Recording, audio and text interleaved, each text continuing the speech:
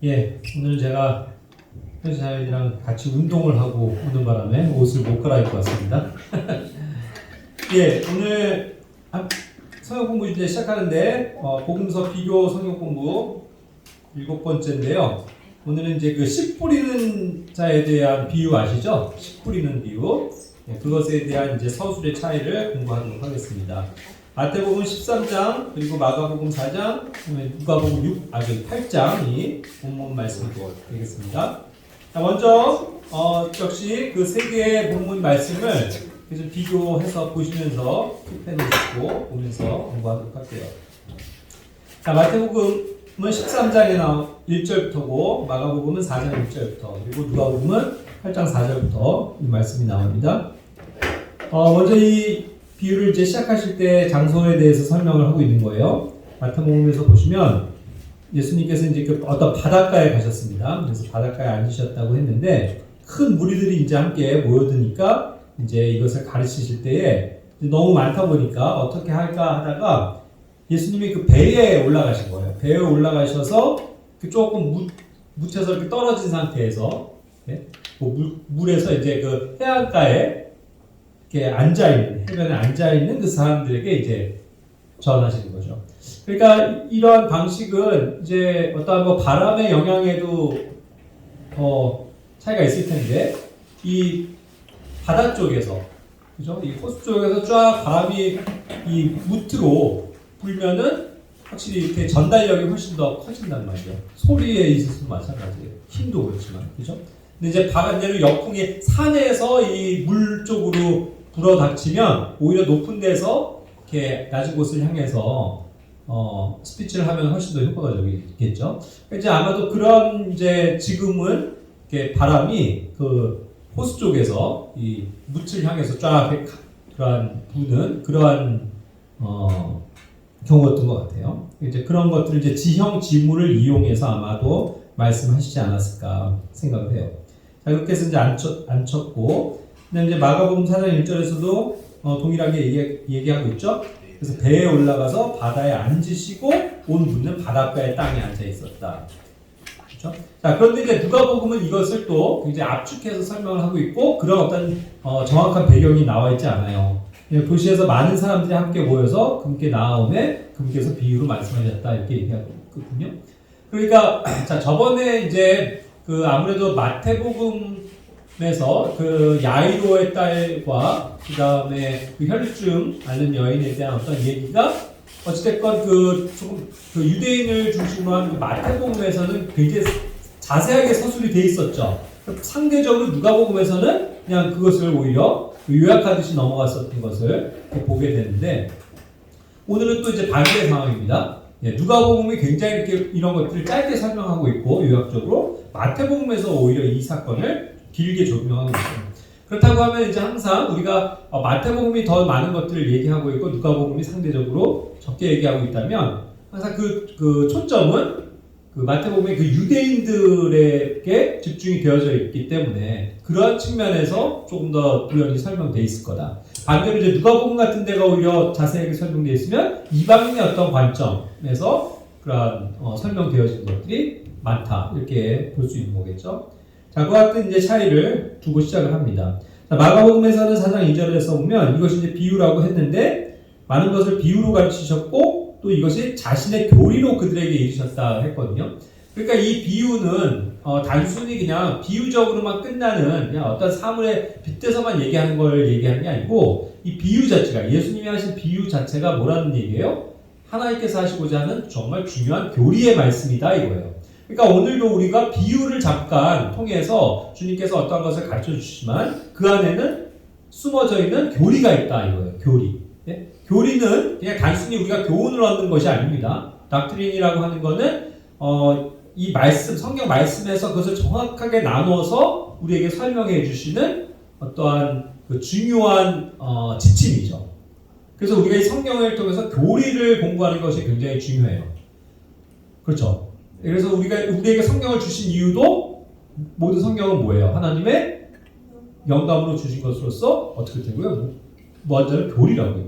우리에게 교리를 가져다 주신다. 그러니까 올바른 교리가 있어야 그것이 이제 기준이 돼서 우리가 하나님의 말씀을 바르게 이해할 수 있게 되는 측면이기 때문에 교리는 굉장히 중요한 겁니다. 그러니까 이제 오늘도 이 씨 뿌리는 비유에 대해서도 이것이 주님이 우리에게 가르쳐 주는 교리다. 정확한 교리라는 것을 이렇게 생각할 때에 우리가 조금 더 이것을 깊이 이해하는 것들이 이제 필요하겠죠. 자, 이와 같은 이제 사전적인 배경이 나오고 본격적으로 이제 비유에 대해서 세 군데서 얘기합니다. 아시죠? 이제 결국 네 군데에 떨어진 씨를 얘기합니다. 그죠? 이것을 씨 뿌리는 자로서도 얘기하지만 결국 그 씨가 어떻게 어떠한 땅에 떨어졌느냐 그것에 대해서 얘기하시는 거죠. 그래서 첫 번째 뭐예요? 길가에 떨어진 씨가 있었습니다. 그렇죠? 그리고 그 다음에는 뭐예요? 어떠한 돌밭에 떨어진 씨가 있었고 그 다음에 세 번째로는 가시나무들 사이에 뿌려진 씨가 있었고 그 다음에 마지막에 이제 좋은 땅에서 떨어져서 열매를 맺는 그런 씨에 대해서 설명을 하고 있는 거죠. 그것에 대해서 이제 약간씩 이제 다른 각도를 세 군데에서 다 볼 수가 있습니다. 자, 먼저 마태복음 13장 을 보시면 여기에서는 씨 뿌리는 자가 뿌리러 나가서 뿌렸다 이거예요. 그랬을 때 이제 어떠한 씨들은 길가에 떨어졌다 그렇죠. 자, 여기에서도 길가, 마가복음도 길가, 누가복음도 길가, 길가에 떨어졌다는 것은 다 동일한 표현입니다. 길가에 떨어졌다는 표현이 이제 by the wayside. 그런 어떠한 이렇게 곳으로 치우쳐져 있는 거예요. 예. 물론 이제 이게 정확하게 흙에 떨어지고 해야 될 것도 있지만 어찌됐건 그냥 이렇게 길가 하나의 사이드에 이렇게 뿌려져 있으니까. 예. 자, 어쨌든 이 길의 어떤 사이드에 이 씨가 떨어진 것이죠. 자, 그러다 보니까 이것이 쉽게 이 적들에게 노출이 되는 거예요. 그죠? 그래서 날짐승들이 와서 딱 보고 씨가 떨어져 있으니까 그걸 그냥 다 들어가고 콕콕콕콕 다 집어 먹어버렸다. 그런 거죠. 자, 그 다음에 이제 두 번째로는 하지만 어떠한 씨들은 흙이 많지 않은 돌밭에 떨어졌다. 자, 마태복음에서는 이것이 돌밭이라고 했는데 이 돌밭이 여기에서는 upon stony places 그랬거든요. 그러니까 돌들이 많은 어떠한 지형에 떨어짐으로써 이제 그 위에서 이제 싹을 내게 되는 것을 얘기하는 거죠. 그리고 마가복음에서는 on stony ground라고 표현했어요. 예, 그냥 뭐 결국 그 돌이 많은 어떠한 흙, 예? 그런 어떤 땅에 이것이 떨어졌다는 거죠. 뭐 비슷한 표현입니다. 그런데 이제 누가복음에서는 이것이 upon a rock 해가지고 어떠한 바위를 뜻하는 그렇죠. 그런 바위에 떨어졌다는 거예요. 그러니까 자 돌밭도 그렇죠. 돌들이 많은 지형도 그렇고 이 바위 같이 단단한 지형물에 떨어졌을 때는 어떠한 결과냐. 결국 이것이 이제 흙 속으로 침투가 되어서 이제 싹을 내고 해야 되는데 그러기가 이제 어려운 굉장히 들어가기가 힘든 딱딱한 땅이라는 것을 알 수 있는 대목이겠죠. 예. 그렇게 해서 이제 마태복음에서도 해가 돋은 뒤에 타서 뿌리가 없으므로 시들어버렸다, 말라버렸다 이렇게 표현을 했거든요. 뭐 동일한 표현이 마가복음에서도 있죠. 결국 뿌리가 없으므로 시들어버렸다. 뿌리가 내리지 못하는 그런 상황.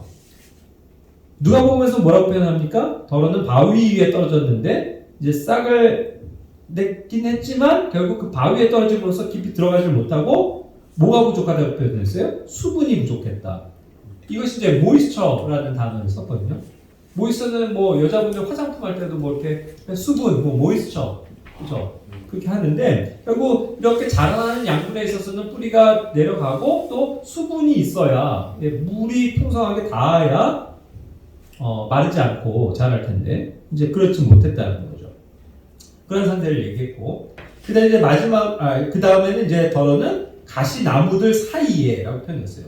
이것은 among thorns 해갖고 가시나무들 사이 그 사이에 이렇게 막 껴있는 거죠. 그죠?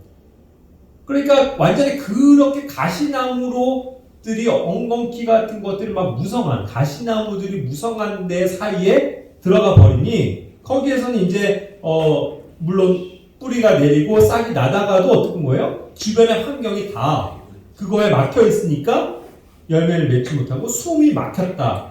초크라는 거죠. 숨 막혔다. 그렇게 해서 이제 죽어버리는 현상을 얘기하는 겁니다. 마가복음에서도 이제 동일하게 가시나무들 사이라고 표현했고, 역시 누가복음도 가시나무들 사이입니다. 그래서 이거는 다 세 군데가 다 동일하죠. 결국 그렇게 해서 그 가시나무들 사이에서 자라면서 숨이 막혔다. 열매를 맺지 못했다. 예. 그러니까 함께 이렇게 돌아다니다가도 결국 장애에 부딪히는 그런 어떠한 외부적인 환경을 또 이야기하는 겁니다. 자, 그러고서 이제 마지막이 뭐예요? 다른 것은 마태복음 좋은 땅 속에 떨어졌다. 좋은 땅 속. 그래서 이것은 into ground, good ground라고 했거든요. into는 뭐예요? 완전 속으로 스며드는 거죠. 다행히도 좋은 땅에 내려갔고 닿았고 그것이 이제 그 땅 속으로 깊이 내려가서 썩어지면서 뿌리가 생기고 싹이 나기 시작하는 거죠. 그렇게 해서 이제 점점 자라서 열매를 맺게 되었다라는 겁니다. 그렇죠? 그런 표현이고 역시 마가복음에서는 on good ground라고 했고, 그러니까 어쨌든 그 위에 떨어졌다는 상태를 얘기하는 거고. 그러니까 어쨌든 그 씨가 가장 확실하게 자라려면 그 좋은 땅에 떨어지고 또 썩어 없어지면서 이 땅 속으로 스며들어서 결국은 뿌리를 내야 되는 거잖아요. 예. 그러한 상태가 이제 가장 안정적인 상태가 되는 거죠. 그래서 누가복음에서도 좋은 땅에 떨어졌다 이렇게 표현했죠. 역시 on good ground. 그렇게 해서 이제 열매를 맺게 되는 거예요. 마태복음에서는 이것을 이제 큰 것에부터 적은 것으로 표현했어요. 100배가 가장 좋은 거니까 100배. 그러면 어떤 건 60배, 어떤 건 30배 이렇게 이제 점층적으로 이렇게 줄어드는 형태로 이야기했고, 마가복음에서 반대로 30배, 60배, 100배 이렇게 해서 더 늘어나는 것으로, 증가하는 것으로 점층적으로 이제 얘기했죠. 그리고 이제 누가복음에서는 압축적으로 얘기했기 때문에 가장 좋은 그냥 100배 열매까지 맺었다. 이렇게 이제 설명을 최종적인 단계로 설명을 하는 것입니다. 어쨌든 이것이 예수님께서 하신 동시에 적이지만 어떤 제자들이 그것을 영감에 의해서 받아 적었을 때는 누군가 동일한 그런 것들을 100배로부터 시작해서 60배, 30배로 적는 거고, 또 어떤 사람은 30배, 60배, 100배로 적기도 하고, 또 어떤 사람은 결과적인 걸로만 해서 100배라고도 적는 것입니다. 그렇죠? 그러나 이제 이게 다 동일한 것이라는 거. 자, 그러면서 이제 뭐라 그래요? 들을 귀 있는 자는 들어라. 이렇게 이제 세 군데에서 다 말씀하고 계시죠. 그러니까 들을 귀가 있으면 이것을 듣게 될 것이다. 그거예요. 그렇게 말씀은 하셨지만 동일한 선상에서 누군가 그것을 듣고 깨닫고 진리에 이르는 반면 누군가는 들어먹고도 딴짓하고 그렇게 해서 그냥 잊어버리고 그냥 없어져 버리는 그러한 이제 상태이기 때문에 항상 주님께서는 이러한 말씀을 교리에 말씀하시고 우리에게 요구하시는 건 들어라. 들을 귀 있는 자들은 제발 들어라. 요청하신단 말이에요. 근데 이것이 누가복음에서 굉장히 간곡한 표현으로 돼 있어요. 나머지에서 그냥 그렇게 말씀하셨다 이거지만 누가복음에서는 he cried 그랬거든요. cry. 보통 이 cry는 우리가 많이 이제 울부짖는다 이런 표현으로도 많이 번역을 써요. 굉장히 강력하게 외치는 거죠. 막 우리가 정말 외치듯이 울부짖듯이 하는 거. 그런 식으로 이제 주님께서는 정말 간절하게 외치시는 제발 좀 들어라 이스라엘이여 들어라 이런 것들을 굉장히 간곡하게 하시는 표현인 것을 봐요. 그러니까 결국 이것은 어떠한 우리에게 알려주시고자 하는 중요한 교리를 담고 있다. 또 우리 교회 시대까지도 굉장히 하나님께서는 강력하게 이것을 지금 우리에게 말씀하고 계시다. 지금도 마찬가지예요. 여러분 들으십시오. 들어라. 제발 이 말을 듣고 깨닫고 그러한 삶을 살기를 바란다. 이러한 하나님의 어떠한 강력한 음성이 있는 거라는 거죠. 이와 같이 이제 비유를 설명하셨어요. 자, 그럼 이제 이 비유가 우리에게는 이미 은혜의 시대고 또 성령님에 의해서 깨닫는 영을 주시고 그렇죠? 그래서 모든 것이 이렇게 이런 것만 봐도 우리가 웬만해서는 이게 어떠한 비유겠구나를 사실 감지하기가 쉬워요. 근데 이러한 비유를 그 당시 유대인들은 이스라엘 사람들은 들어도 알지 못했고 깨닫지 못했다는 거예요. 심지어 누구도요? 예수님을 그렇게도 쫓아다니는 제자들조차도 이게 무슨 말인지 몰랐다고 하네요. 그러니까 굉장히 우리가 생각하는 것 이상으로 그들이 미안한 얘기지만 한심했어요. 정말 깨닫지 못했다고요. 너무 우둔했고 이게 무슨 말인지를 몰라 하고 맨날 물어보고 잊어버리고 그랬단 말이에요. 그게 유대인들의 모습이에요. 그렇죠? 근데 그것이 왜 그러냐면 그들에게는 아직 성령님이 안 계시기 때문이에요. 성령님은 항상 우리에게 이러한 하나님의 진리 얘기를 깨닫게 하시는 분이죠. 그래서 우리는 이러한 은혜의 시대에 산다는 게 얼마나 감사한 건지 몰라요. 우리는 이런 것들을 바로 조금만 생각하면 깨달을 수 있으니까. 그런데 이들은 암만 얘기를 하고 보여줘도 깨닫지 못했다는 거죠. 그러니까 이게 주님이 제발 좀 틀어라 이렇게 얘기를 하시는 거예요. 자, 그러면서 이제 그것에 대해서 이러한 이제 배경을 또 한번 이제 설명을 하시는 건데, 제자들이 이제 얘기를 한 거예요. 왜 이렇게 비유 맨날 말씀하십니까? 좀 우리에게 그 비유를 알려주십시오. 도대체 어려워서 무슨 말인지 모르겠습니다. 이거란 말이에요. 자, 그랬을 때 마태복음에서 분명히 얘기하죠. 하늘의 왕국의 신비들을 아는 것이 너희에게는 허락됐지만 그들에게는 허락되지 않았다. 하늘의 왕국의 이게 신비라는 거예요. 자, 그러니까 이 비유는 뭐예요? 하늘의 왕국의 신비를 알려주는 중요한 단서가 되는 비유라 이 뜻이죠. 그런데 이제 이것이 유대인을 위한 어떤 경륜으로 봤을 때는 항상 마태복음. 그러다 보니까 이것이 이제 하늘의 왕국인데, 우리가 잘 알듯이 하늘의 왕국이라는 개념과 또 우리 은혜의 시대에 이방인 교회에게도 주신 것이 하나님의 왕국이라는 걸 아시죠? 그래서 마가복음과 누가복음에서는 이방인들까지도 폭력의 대상이 되기 때문에 하나님의 왕국이라는 단어로 바뀌어 있는 거예요. 그래서 이것이 하늘의 왕국의 신비도 알려주지만 하나님의 왕국의 신비도 알려주는 동시의 사건이다. 비유다. 그리고 정확하게 아까 얘기한 것처럼 그것이 중요한 교리다. 이거예요. 자, 그랬을 때 마태복음에는 잘 보세요. 너희에게는 허락됐지만 그들에게는 허락되지 않았다라고 지금 유대인들에게, 그 제자들에게 얘기하고 있는 건데, 제자들이 나와서 얘기한 거예요. 그럼 너희는 누구예요? 너희에게 허락됐다 하면 그 너희는 지금 그것을 물어보는 제자들이에요. 그 예수님을 믿고 저기 오는 그 제자들에게는 허락된 거란 말이에요. 그런데 그들에게는 허락되지 않았다. 그랬을 때 상대적으로 이제 그들이라고 한 거는 그 예수님을 받아들이지도 않고 믿지도 않는 믿지 않는 유대인이죠. 그들에게는 그것이 허락되지 않는 거예요. 동일한 사건에서도 같은 유대인이에요. 그렇죠? 그것이 결국 귀가 열려있고 그것을 믿고자 하느냐가 굉장히 중요한 관건이라는 거죠. 반대로, 자, 하나님의 왕국의 신비로서 얘기할 때 마가복음에서는 너희에게는 허락되었지만 밖에 있는 자들에게는 깨닫지 못하도록 하기 위해서 비유로 행해졌다. 자, 그럼 여기에서 너희는 또 누구예요?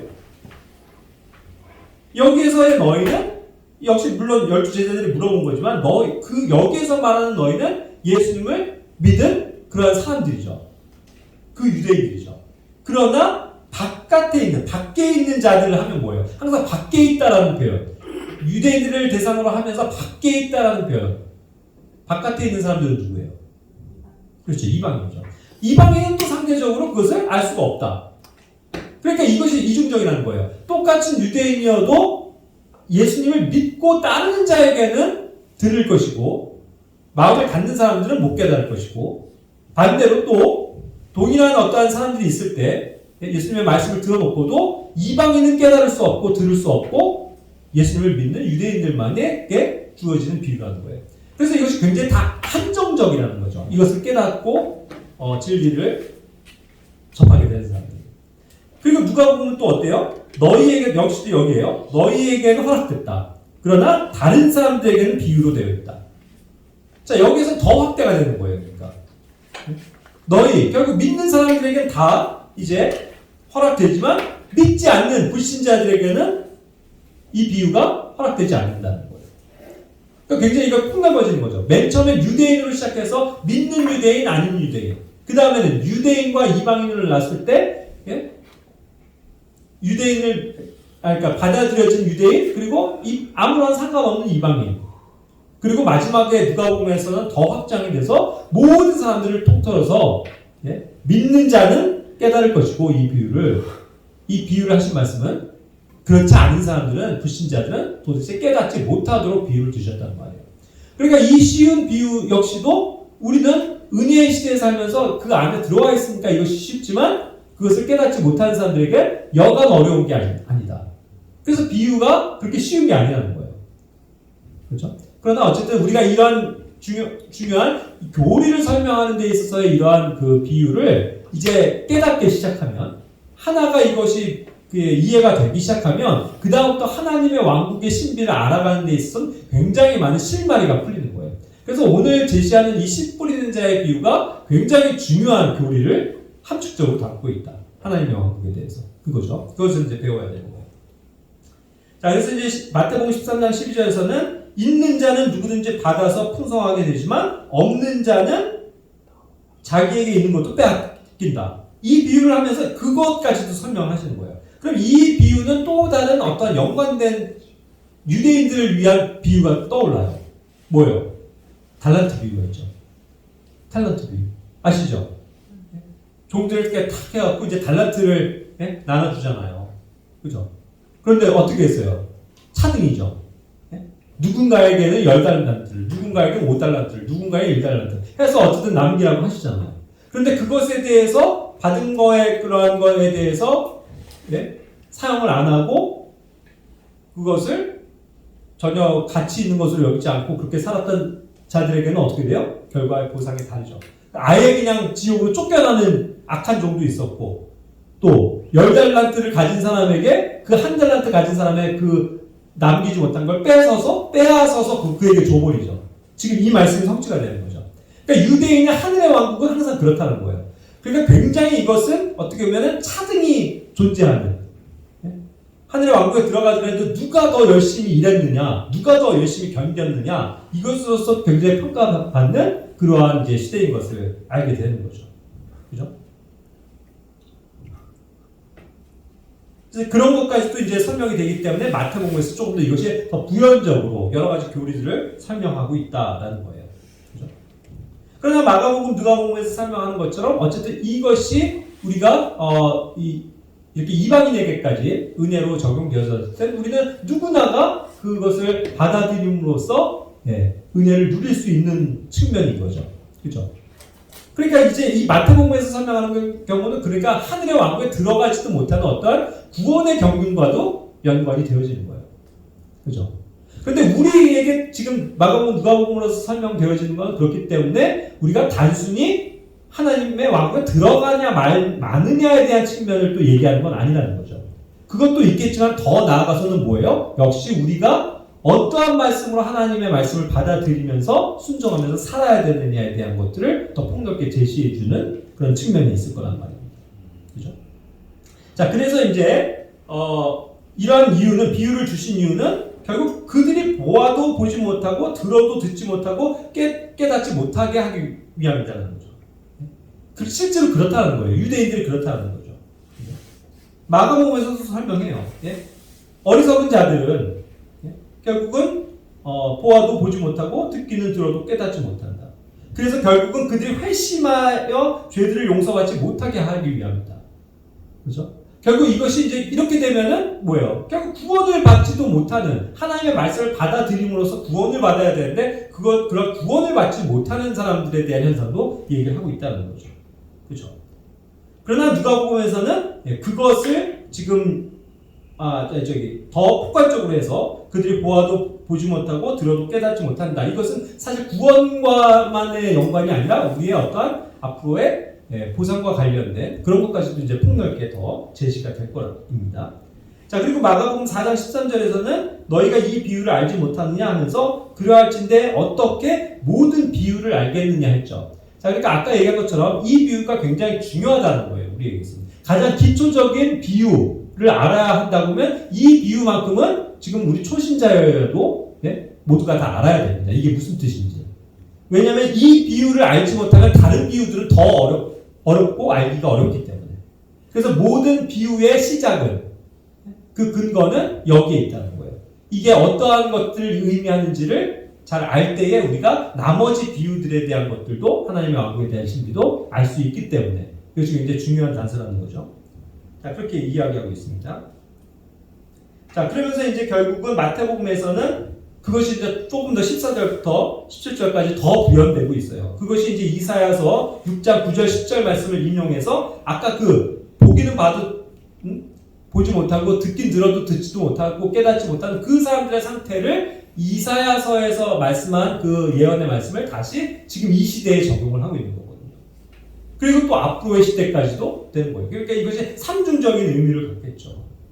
그 당시 이사야가 선포할 때 그 어리석은 이스라엘을 지금 얘기했었던 것이 지금 예수님의 시대에서도 여전히 깨닫지 못하고 예수님을 메시아로서 받아들이지 않는 그 유대인들의 한심한 모습을 보여줄 뿐만 아니라 나중에 지금도 여전히 이러한 하나님의 말씀을 받아서 구원에 이를 수도 있는 그 은혜의 시대에도 여전히 하나님의 말씀을 받아들이지 않아서 멸망당하는 그런 사람들에 대한 것까지 가니까 삼중적인 예언의 성취가 되는 거겠죠. 그죠? 그렇게 해서 이 마음이 묻어져 있다는 거. 그죠? 그래서 듣기에 둔하다는 거. 그래서 눈을 아예 그냥 감고 있다는 거. 그러니까 얼마나 이런 것이 열려 있습니까? 그럼에도 불구하고 그냥 마음을 탁 닫아버리면 아무것도 안 들리고 아무것도 안 보이는 거예요. 그죠? 이렇게 선명한 비유조차도. 그런 것들을 이제 이야기해 주는 거죠. 그러니까 이제 이것을 듣고자 하느냐, 보고자 하느냐, 그 간절한 어떤 열망이 우리에게 있을 때 이제 이것이 열매를 맺는 거예요. 방금도 이제 지나갔는데 아까 그래서 이사야서 13장 17절에 그것을 디자이어라는 표현을 썼거든요. 듣고자 열망하느냐, 보고자 하느냐, 그런 어떤 열망, 디자이어라는 표현을 썼거든요. 그것을 정말 우리가 가지고 있을 때 그것을 깨닫게 되고 보게 되고 알게 될 것이다. 그거죠. 자, 그래서 이제 항상 이 비유는 우리가 그렇기 때문에 뭔가 이게 왜 이런 비유를 주셨지 하고 알고자 하고 배우려는 자세가 굉장히 중요하다는 거죠. 그래서 우리가 지금도 굉장히 열심히 막 눈을 크게 뜨고 배워야 되는 거예요. 그죠? 이 교리가 하나님의 왕국을 아는 데 있어서 굉장히 중요한 원리이기 때문에. 자, 그래서 이제 마지막 단계입니다. 18절부터 마태복음 이제 나오죠? 18절부터인데 결국 이 비유를 설명해 주시는 거죠. 이게 무슨 뜻인지. 자, 이제 비유를 들어라 하면서 이것은 자, 마태복음 13장 19절에서 어떤 사람이 왕국의 말씀을 듣고 그것을 깨닫지 못할 때 결국 초점이 뭐예요? 그 이스라엘의 왕국, 하늘의 왕국에 관해서 지금 알려주시는 거라는 거예요. 그죠? 그랬을 때 그 왕국에 대해서도 들어갈 때에 그 마음속에 이제 뿌려진 그 씨에 대해서 얘기하는 건데 사탄이 와서 그 사악한 자가 와서 채워간다고 했잖아요. 캐치 어웨이. 탁 붙잡아갖고 다른 데로 가져가 버리는 거예요. 우리는 캐치 업 하면은요 이게 휴거와 관련된 거거든요. 채워 올라가는 거죠. 근데 이 사악한 자 사탄 마귀는 채워서 다른 데로 끌고 가는 거죠. 하늘로 올라가는 게 아니고 오히려 어디로요? 다운이죠. 다운. 지옥으로 끌고 가겠죠.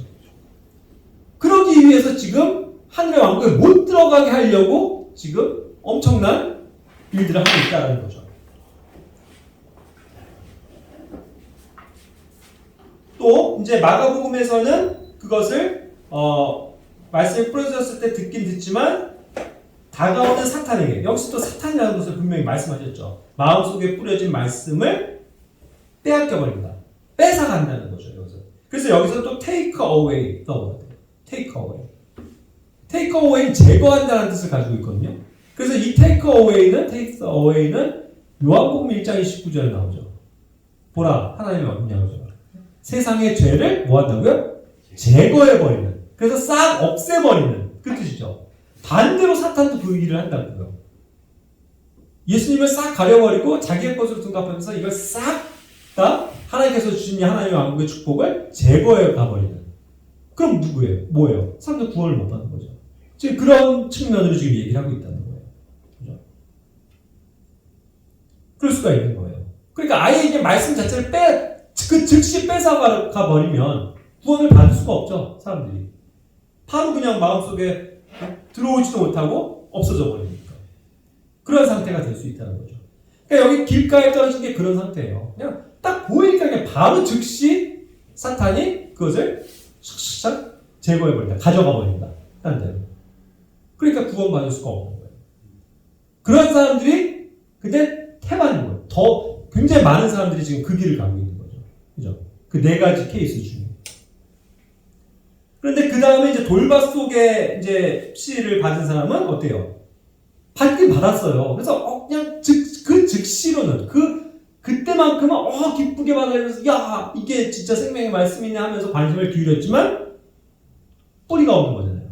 뿌리가 없고 그냥 돌밭에 그냥 수분도 없고 딱딱한 그 땅에서 그냥 마음이 굳어져 버리면서 침투를 못하니까 그것을 싹 잊어버린 거죠. 즉시 그것도 사라진 거예요. 그러니까 모든 게 빠르면 그래요. 즉시 뜨거워졌다가 즉시 식어버리는 넬리 근성같이. 그죠? 우리가 그럴 수 있다고요. 그냥 감정에 휩쓸려서 무슨 붕지바 같은 뭔가 있어 보이고 확 했다가 그거 나오고 나니까 그냥 쓱 식어지고 그런 식으로 즉시 그냥 사라져버리는 거죠. 말씀에 뿌리가 없으면 그거 같다는 거예요. 그죠? 그래서 이제 견디지를 못하는 거죠. 그러니까 그것이 이제 마가복음에서는 고난이나 핍박이 일어날 때는 실족하게 되는 그런 요소다. 그런 거죠. 조금만 외부적으로 어려움들이 와도 그냥 금방 비틀어서 죽어버리는 그런 현상을 얘기하고 있다는 거죠. 그러니까 잠시 믿다가 믿는 척하지만 결국은 그냥 시험이 오면은 싹 사라져버리는 운기가 감도 없는 그런 사람들의 믿음의 상태를 얘기하는 거죠. 그리고 이제 세 번째가 그래서 이제 이것이 마태복음에서는 견딘다는 듀어 단어, 마가복음에서도 인듀어라는 어떤 그런 단어를 썼고요, 그죠? 예. 뭐 어찌됐건 그렇게 해서 이제 그러한 것이 뭐 시험만 왔다 하면 조금만 외부적인 환경만 왔다 그러면 그냥 난 이거 그냥 못 믿겠어 하고 그냥 싹 돌아서 버려요. 결국 그런 상태가 유대인들에게는 굉장히 많았었잖아요, 이스라엘도. 하나님 찬양합니다 하면 우리를 구원해주고 홍해에서 그러다가 금방 뭐예요? 물이 없으니까. 그냥 언제 그랬냐는 듯이 그냥 불평하고 원망하고 싹 돌아서 버리잖아요. 또 그냥 항상 그 잠깐이에요. 잠깐은 믿음이 있는 것 같았지만 조금만 외부적인 어려움이 있으면 그냥 금방 없어져 버리는, 그렇죠? 말라 비틀어 버리는 그런 현상. 그 다음에 이제 가시나무들 사이에서는 아까 이것이 뭐예요? 결국 가시 덩굴 속에 있기 때문에 이것이 세상의 염려란 말이에요. 또 재물의 속임수라고 했죠. 그러니까 외부적인 어떤 환경들 때문에 결국은 또 열매를 맺지 못하는 거죠. 그죠? 이런 것들이 얼마나 많아요. 이 세상의 정욕들. 결국 그런 것들이 이제 우리의 숨을 막히게 한다. 우리가 이래서 외부적으로도요, 또 이런 환난을 당하고, 또 어려움들을 당하고, 또 내 속에서도 막 염려가 생기고 이러면요, 평안을 못 찾으면 우리의 신앙이 이와 같이 또 그 가시나무들 사이에서 막 괴로움을 당하면서 결국 숨 막혀서 죽는 그런 현상을 많이 볼 수 있다는 거예요. 그러니까 우리의 믿음을 이제 어떤 지키는 단계가 돼야 될 텐데, 그죠? 어떠한 척박한 땅에서라도 그것이 자라나야 되는데, 뚫고 나와야 되는데, 그냥 좀 온통 그런 거에 휩쓰여 있으면서 그냥 숨 막혀버리는 그런 상태가 되는 거죠. 그래서 이제 열매를 맺지 못하는 거죠. 그런데 이제 마지막으로는 좋은 땅이라고 했습니다. 좋은 땅 속에 이제 들어간 거죠. 그것이 이제 듣고 깨닫는 어떠한 상태가 되는 거예요. 마태복음에서는 이러한 상태를 듣고 깨닫는 자다 그랬거든요. 결국은 이러한 좋은 밭에 떨어진다는 것은 뭐냐면 우리들의 마음으로 생각했을 때 듣긴 들어줘요. 딱 듣고서 그것을 그거구나 하고 바로 즉각적으로 깨닫는 것이 필요하다는 거예요. 그래서 우리가 이것을 깨닫는 게 굉장히 중요한 겁니다. 그 깨달음에 이르렀을 때 우리가 또 순종할 수 있기 때문에. 그죠? 마가복음에서는 듣고 받아들인다는 표현을 썼어요. 단순히 듣고 깨달았어. 나 이거 알아. 이게 아니고 듣고 그것을 받아들이는 자세. 그래. 내가 나에게 이렇게 좀 어렵고 또 나에게 좀 이렇게 책망을 주시는 말씀일지라도 훈계를 주시더라도 주님 감사합니다. 제가 이것을 받아들이겠습니다. 하고서 받아들이는 이 겸손한 마음이 있죠. 그것이 우리를 열매 맺게 한다는 거예요. 그리고 누가복음에서는 뭐예요? 말씀을 듣고 정직하고 선한 마음, 듣고 또 이것을 아주 정직하게 겸손하게 받아들이는 거, 좋은 마음, 선한 마음으로 그것을 받아들이는 거. 그래서 그것을 계속 간직한다고 했죠. 그래서 여기서는 킵이라고 했어요. 킵. 말씀을 듣고 킵하는 거, 지키고 있느냐. 지킨다는 표현에서는 우리 그때도 창세기 말씀에서 봤지만 하나님의 말씀을 아담과 이브가 지키지 못한 거죠. 킵을 못했잖아요. 하나님의 말씀을 잊어버리고 그런 현상이 되면 안 된다는 거죠. 정확하게 이 말씀이 이러한 뜻이구나 깨닫고 이걸 받아들이려고 하고 이 말씀을 지키려고 하는 거. 그럴 때 인내로서 선한 열매를 맺게 된다. 그 뜻인 거죠. 예. 그렇게 해서 이제 우리가 결국은 30배, 60배, 100배의 열매를 맺어야 합니다. 그래서 이 하늘의 왕국과 관련해서 맡아보면 직접 그 하늘의 왕국에 들어간 사람들에게는 정말로 이것이 그들이 그 천년왕국에서 누릴 수 있는 직접적인 보상이 되기 때문에 너무나도 정확한 것이고, 또 마가복음 같은 걸로 적용해서 우리가 어떤 이것의 구원의 상태에 이르는 데 있어서도 좋은 땅으로 받아들여야 결국 사람이 구원을 얻을 수 있다는 측면도 고려해 볼 수 있고, 누가복음 말씀처럼 우리 믿는 성도들이 결국 신앙생활할 때 이미 구원받았지만 신앙생활하는 우리들이 역시 어떻게 적용이 되는 거예요? 말씀을 받아들이는 데 있어서도요, 우리들의 태도라고요. 그냥 듣고 눈 감고 그냥 졸면서 뭘 배웠는지 모르고 그럴 것이냐, 아니면 배우긴 배웠는데 그냥 맨날 그냥 딱딱한 마음으로 괴롭고 그냥 자기의 생활에 대해서 연민에 빠져 있고 슬퍼하고 걱정하고 있고 맨날 그러면서 열매를 못 얻는 거예요. 그죠? 그런 것도 될 수 있고, 또 자기의 마음이 어떤 게 딱딱해갖고 또 뿌리가 없어서 결국 그냥 어떤 뿌리가 없는 신앙생활. 그렇게 그냥 내가 일요일은 열심히 교회 나갑니다 이런 표현을 쓰고 매일 와 있긴 하지만 결국 말씀에 대한 뿌리가 없어서 곧 메말라 버리는 그런 신앙이 될 것이다. 아니면 정말로 우리가 정말 이 하나님의 말씀을 사랑하고 열망해서 내가 이걸 깨닫기를 원합니다. 주님 알려주십시오. 그리고 제가 이 말씀을 순종하기를 원합니다 하는 정말 그러한 적극적인 겸손하고 정직한 자세를 가지고 하나님의 말씀을 받아들이고 지키려고 하고 또 기도하고 항상 하나님의 말씀을 내 마음 가운데 새기는 그런 삶을 사는 거예요. 그런 사람이 어떻게 되는 거예요? 열매를 맺는 거죠. 그것은 우리가 이제 또 하나님의 왕국에서 이제 받을 보상과도 관련이 되는 거예요. 그렇죠? 그러니까 이제 이러한 것들을 우리가 영적인 그 교리들을 비유로서 설명해 주시는 데는 결국은 이런 것들조차도 다 모두에게 그냥 직접적으로 딱딱딱 해갖고 모든 사람들 다 깨달아라. 1 더하기 1은 1이다. 이렇게 쉽게 말씀하시는 게 아니고 정말 그 말씀을 곱씹어보면 곱씹어볼수록 공부하면 공부할수록 그것이 자기 것이 되는 그러한 사람들과 그냥 너무 그냥 쉽게 해서는 아무것도 이루지 못하는 그러한 어떤 차등이 있을 거라는 거죠. 그랬을 때 우리는 어떠한 성도들이 돼야 되겠습니까? 항상 하나님의 말씀을 가까이 하고 배우려고 하고 성경 공부 그냥 안 했으면 좋겠어 이게 내가 이렇게 귀하지가 않는데 한 자라도 배워갖고 주님을 기쁘시게 해드려야지. 또 내 삶을 하나님의 말씀으로 채워나가고 바꿔야지. 나가야지. 이러한 자세를 가지고 신앙생활을 하는 게 좋겠어요. 그렇죠? 그래서 이제 그런 모든 것들을 다 내포하고 있는 것 같습니다. 그래서 어쨌든 우리가 중요한 것은 어떠한 마음이 되어야 된다고요? 좋은 마음, 좋은 땅이 되어서 정말 주님의 말씀을 흡수해서 내 안에 열매가 풍성하게 얻어지는 그런 우리의 마음의 같이 되기를 기도하며 원합니다. 기도하고 마칠게요.